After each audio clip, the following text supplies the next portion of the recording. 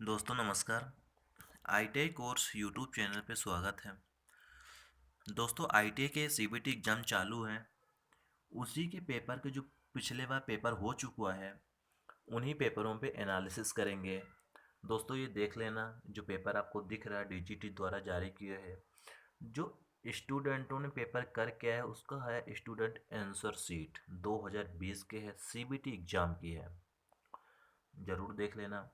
चलिए देखते हैं कि इसमें क्वेश्चन कैसे आए थे और कितने क्वेश्चन होते हैं। दोस्तों सबको पता है कि सेकेंड ईयर के भी एग्ज़ाम चालू हैं, तो उसमें से 50 क्वेश्चन आते हैं। प्रत्येक क्वेश्चन 2 नंबर के होते हैं, जिसमें से टोटल 100 मार्क्स का क्वेश्चन पेपर आता है।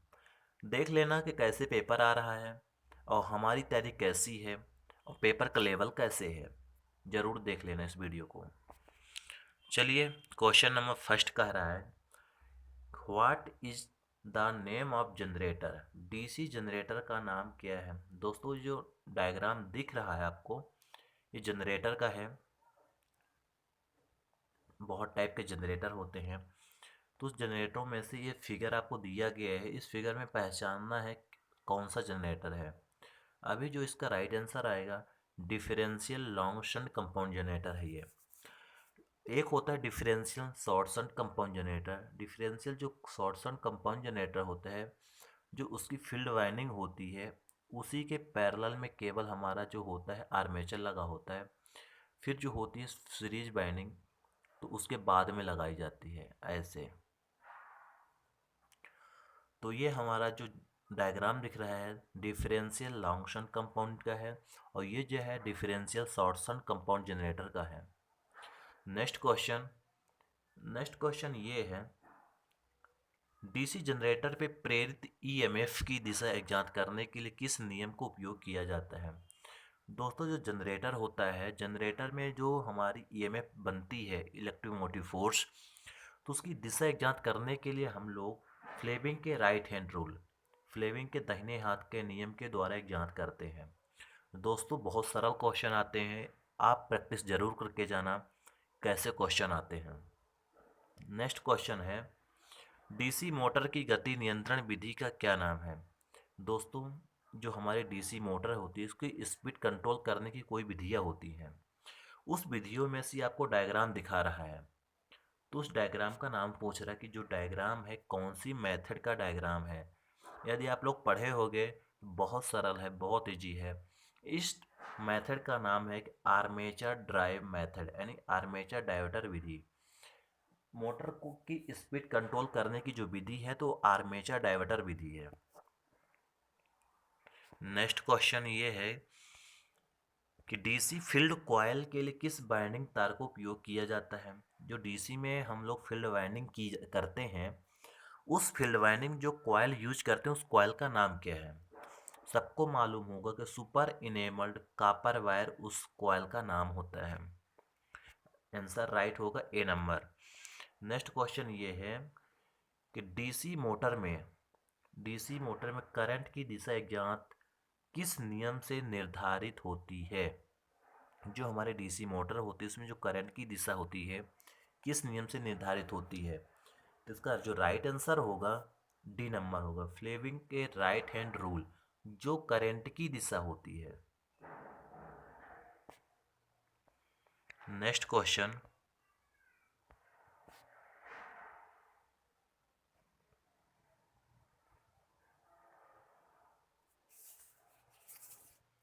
नेक्स्ट है, शॉर्ट और ओपन सर्किट के लिए आर्मेचर बाइंडिंग का परीक्षण करने के लिए किस उपकरण को उपयोग किया जाता है। शॉर्ट सर्किट और ओपन सर्किट के लिए जो हमारी आर्मेचर बाइंडिंग का टेस्टिंग करते हैं, उसमें से एक ग्राउलर नामक इंस्ट्रूमेंट आता है, यानी उपकरण होता है। उस उपकरण के माध्यम से हम लोग आर्मेचर के शॉर्ट सर्किट और ओपन सर्किट टेस्ट का परीक्षण करते हैं। नहीं, राइट आंसर इसका होगा सी नंबर। दोस्तों इसमें से कंफ्यूज ये है, जो करंट की दिशा होती है फ्लेमिंग के लेफ्ट हैंड रूल के द्वारा की एग्जाम करते हैं मोटरों में, और जनरेटर की जो ईएमएफ होती है तो वो राइट हैंड रूल के माध्यम से की जाती है। इसका ये राइट आंसर गलत है, इसका फ्लेमिंग का लेफ्ट हैंड रूल होगा राइट आंसर। आप लोग देख लेना ध्यान से। नेक्स्ट क्वेश्चन है, संट फील्ड कॉयल को डीसी 3 पॉइंट स्टार्टर में होल्डिंग कॉयल के साथ श्रृंखला में क्यों जोड़ा जाता है? जो संट फील्ड कॉयल है, जो हमारे डीसी 3 पॉइंट स्टार्टर में जो होल्डिंग कॉयल लगाई जाती है उसके साथ में जो श्रृंखला में हम लोग जोड़ते हैं होल्डिंग कॉयल, उसका मेन उद्देश्य ये होता है कि संट फील्ड खुले होने की स्थिति में मोटर को सुरक्षित रखे। जब हमारी संट फील्ड खुली होती है यानी ओपन होती है, उस टाइम पे मोटर को बिल्कुल सेफ रखे यानी सुरक्षित रखे। आंसर राइट डी होगा। अगला क्वेश्चन, अगला क्वेश्चन ये है कि एसी मोटर के स्टेटर में कुल इलेक्ट्रिकल डिग्री, एसी मोटर की स्टेटर में कुल इलेक्ट्रिकल डिग्री की गणना करने के लिए किस सूत्र का उपयोग किया जाता है? मतलब जो हमारी मोटर होती है उसमें विद्युतीय डिग्री यानी इलेक्ट्रिकल डिग्री एग्जात करने के लिए जो हमारा फार्मूला होता है, तो ये होता है total electrical degree equal to 180 into number of pole, यानी कुल विद्युत डिग्री बराबर 180 इंटू ध्रुवों की संख्या। नेक्स्ट क्वेश्चन ये है,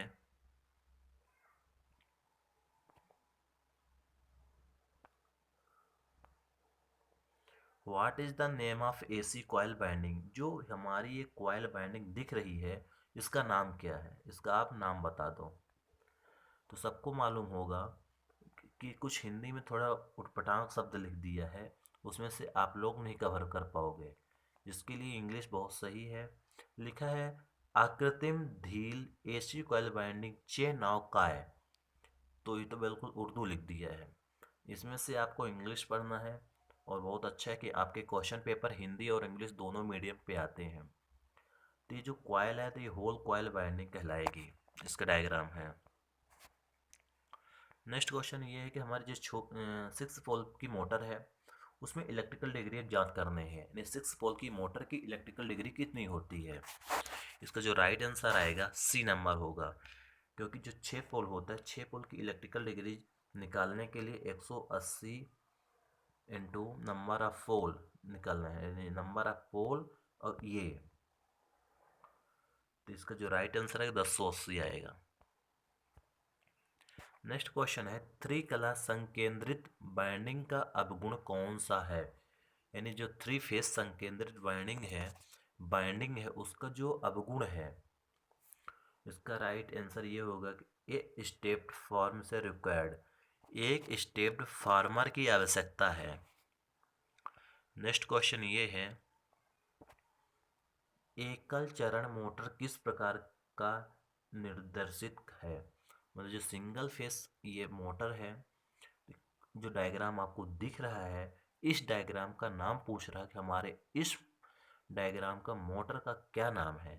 तो सबको मालूम होगा ये जो हमारा मोटर दिख रहा है तो capacitor start capacitor run motor है, क्योंकि देख लो इसके पैरेलल पे दो कैपेसिटर लगाए गए हैं C1 C2, और capacitor start capacitor run motor में ही दो पैरेलल कैपेसिटर का यूज किया जाता है, इसलिए इसका नाम होगा capacitor start capacitor run motor. Next question ये है कि इलेक्ट्रिक ड्राइव क्या है? इलेक्ट्रिक ड्राइव जो होती है क्या होती है? सबको मालूम होगा what is the electric drive. तो जो राइट आंसर होगा इलेक्ट्रिक ड्राइव वाले का, एसी को डीसी के परिवर्तित करना, यानी जो हमारा ड्राइव होता है, हम लोग क्या करते हैं ड्राइव के माध्यम से मोटर को नियंत्रित करने के लिए एक विद्युतीय यांत्रिक उपकरण है। इलेक्ट्रिक ड्राइव मोटर को कंट्रोल करता है स्पीड को, वही एक उपकरण है। नेक्स्ट क्वेश्चन ये है कि जो आपको सिग्नल दिख रहा है इस सिग्नल का नाम क्या? एसी ड्राइव के ब्लॉक और एक में यक्स के रूप में चिन्हित घटक का नाम, यानी इसका जो हमारा सिंबल दिख रहा है इस इंस्ट्रूमेंट यानी इस घटक का नाम क्या है? जो एक घटक है डीसी बस है।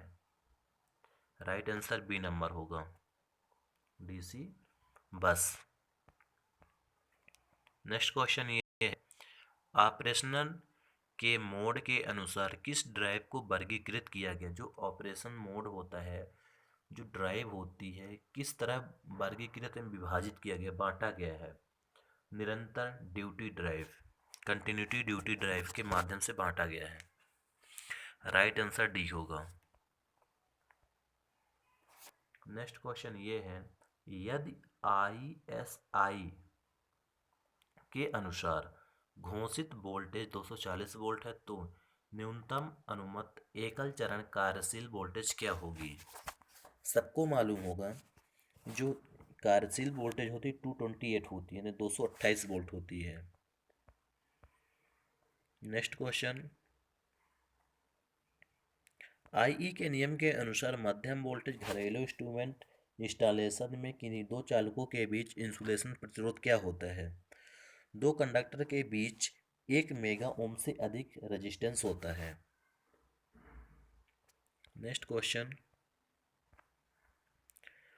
OH लाइनों में उपयोग किए जाने वाले इंसुलेटर का नाम क्या है? OH यानी होता है ओवरहेड लाइन। ओवरहेड लाइनों पे जो हमारा ये इंसुलेटर दिख रहा है, इस इंसुलेटर को पहचान कर नाम बताना है। दोस्तों ये जो इंसुलेटर है सेकल इंसुलेटर है। राइट आंसर डी हो जाएगा। Next question, binding wire gap को बहुत पास रखने और पिन इंसुलेटर में बहुत टाइट होने का क्या कारण होता है? जो बाइंडिंग वायर होते हैं उसमें गैप को बहुत पास रखते हैं, यानी गैप जो होता है बहुत कम रखते हैं। जो पिन इंसुलेटर में बहुत टाइट होने का कारण क्या है? स्पार्किंग से बचने के लिए। हम लोग जब टाइट नहीं करेंगे तो स्पार्किंग हो जाएगी। स्पार्किंग से बचने के लिए हम लोग टाइट करते हैं। नेक्स्ट क्वेश्चन ये है, सर्किट ब्रेकर की टूटने की क्षमता को मूल्यांकन कैसे किया जाता है?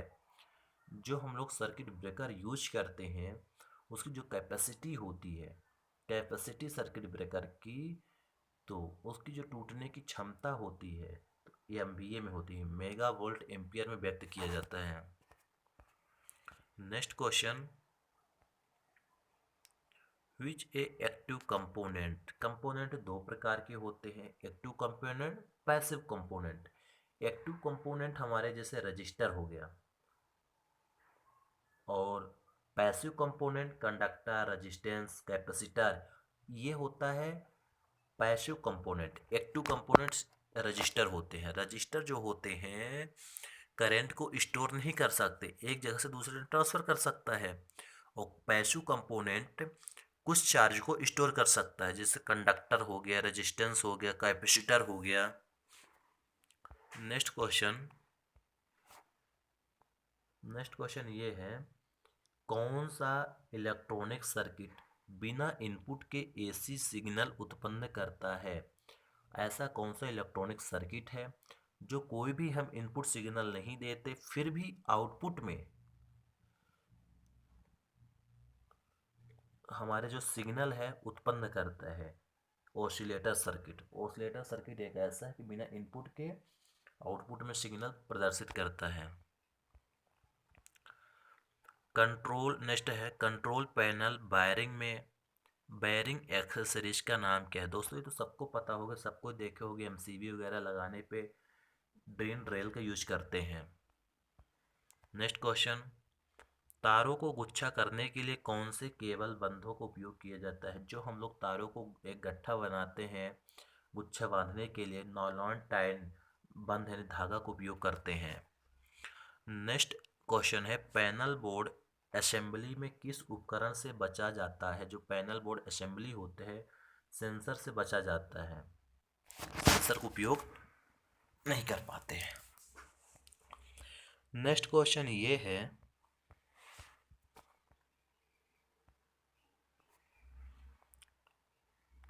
ये कुछ फार्मूला पूछा गया है, इसमें से फार्मूला हमारे सब्जेक्ट का ना है तो हम नेक्स्ट क्वेश्चन पे ध्यान देंगे, क्योंकि इनमें से कौन सा थर्मोप्लास्टिक सामग्री है? थर्मोप्लास्टिक सामग्री आपको बताना है कि थर्मोप्लास्टिक सामग्री इसमें से कौन है। सबको मालूम होगा विनाइल पॉलीमर, ये थर्मोप्लास्टिक सामग्री है। नेक्स्ट है, व्हिच डिश इलास्टिक मटेरियल, इसमें से कौन सा लोचदार सामग्री है? इसका राइट आंसर होगा नॉयलॉन। नेक्स्ट क्वेश्चन ये है, टेम्परिंग प्रक्रिया करते समय एक धातु के टुकड़े को 250 सेंटीग्रेड पर गर्म किया जाता है तो उस धातु के टुकड़े का रंग क्या होगा? इसका जो राइट आंसर होगा भूरा, ब्राउन। नेक्स्ट क्वेश्चन है, ऊष्मा उपचार की प्रक्रिया क्या है? Heating, temperature, process. इसका जो राइट आंसर होगा संचार और गुणों को बदलने के लिए हीटिंग और कूलिंग की प्रक्रिया। नेक्स्ट क्वेश्चन, किस शब्द से तात्पर्य है कि किसी पदार्थ का द्रव्यमान इलेक्ट्रोलाइट से 1 कूलाम विद्युत द्वारा मुक्त होता है? इसका जो राइट आंसर होगा डी होगा, इलेक्ट्रोकेमिकल इक्विवेलेंट। नेक्स्ट क्वेश्चन, संक्षिप्त नाम यूपीएस का पूर्ण रूप क्या है? यूपीएस सबको पता होगा, अनइंटरप्टेड पावर सप्लाई यानी निर्बाध विद्युत आपूर्ति। यूपीएस जो हम लोग यूज करते हैं कंप्यूटरों में, उसका फुल फॉर्म होता है uninterrupted power supply. Next question है, पीडब्ल्यूएम का पूर्ण रूप क्या है? What is the full form of PWM? यानी pulses with modulation, B number. Next question ये है, फोटोवोल्टिक सेल यानी फोटोवोल्टिक सेल बनाने के लिए प्रयुक्त सामग्री का क्या नाम है? जो फोटोवोल्टिक सेल होते हैं, जो सामग्री होती है उसका नाम क्या है? ये सबको पता होना चाहिए, सिलिकॉन। नेक्स्ट क्वेश्चन ये है, पारंपरिक बिजली उत्पादन कौन सा है? पारंपरिक जो बिजली का उत्पादन है कौन सा है? इसका जो राइट आंसर होगा डी, थर्मल पावर जनरेशन।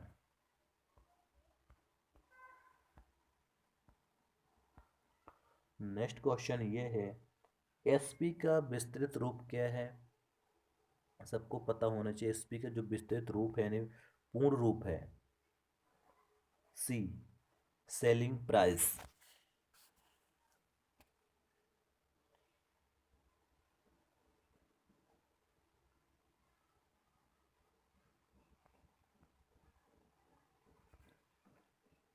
दोस्तों ये मैथ का क्वेश्चन है,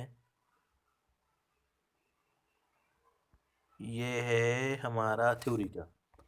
इसमें से आते हैं, पावर कट ऑफ के बाद कौन से रिले अपने संपर्कों को स्थिति में रखते हैं? पावर कट ऑफ के बाद लैचिंग रिले। नेक्स्ट क्वेश्चन है, कौन सा घर्षण का नियम है? इसका जो राइट आंसर होगा घर्षण बल और से संपर्क सतहों का आकार पर स्वतंत्रता है। नेक्स्ट क्वेश्चन, घर्षण बल कौन सा निर्भर करता है? ये भी मैथ का है, कन्वर्टर। ये है अपने थ्योरी का। कन्वर्टर का नाम क्या है? जो कन्वर्टर दिख रहा है आपको, कन्वर्टर का नाम है रोटरी कन्वर्टर।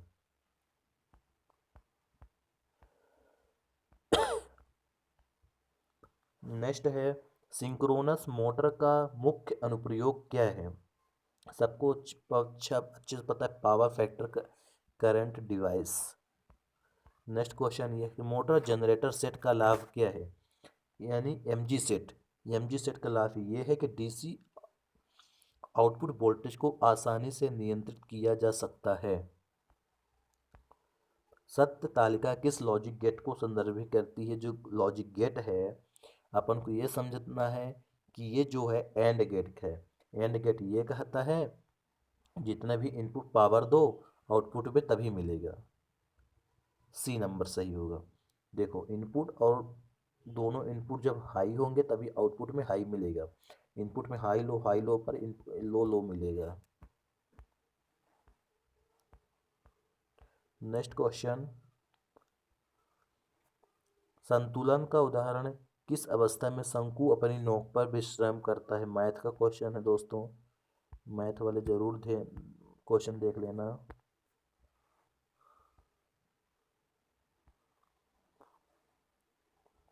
क्वेश्चन ये बोला है, किस एकल कला की मोटर में टेप फील्ड स्पीड कंट्रोल विधि कार्य करती है?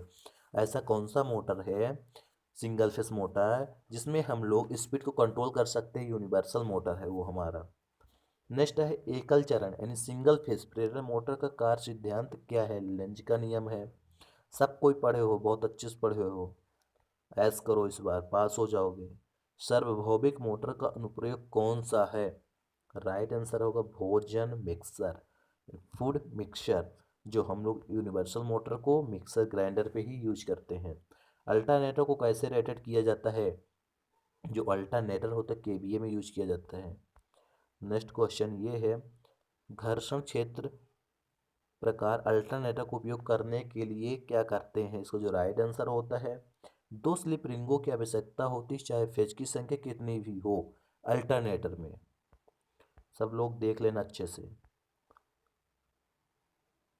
खत्म। बहुत सरल क्वेश्चन आए हैं इस बार, पढ़ के जरूर जाना। ऐसे क्वेश्चन ही आते हैं, कोई बाहर से क्वेश्चन नहीं आते। मैथ के भी क्वेश्चन है इसमें और सभी का है, थ्योरी का भी है। इम्प्लॉयबिलिटी स्किल का अलग से वीडियो बना के प्लेलिस्ट पर डाउनलोड कर दिया गया है, आप लोग जाके वहाँ से प्लेलिस्ट पर चले जाना और देख लेना। इम्प्लॉयबिलिटी स्किल के भी क्वेश्चन पेपर मिल जाएंगे, 100 क्वेश्चन से 500 क्वेश्चन तक, पास तो हो ही जाओगे।